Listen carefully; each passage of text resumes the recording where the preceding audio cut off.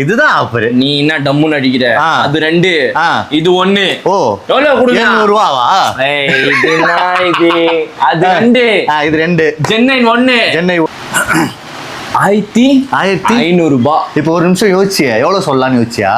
1000 அதானே வாயில வரல கன்ஃபியூஸ் ஆயிட்டேன். 1200 ரூபாய். சிங்கிளா வாங்கினா 400 ரூபாய். சிங்கிளா வாங்கினா 400 ரூபாய். கப்பல்ஸ் வந்தா 3மே 1500 ரூபாய். 1500 ரூபாய்.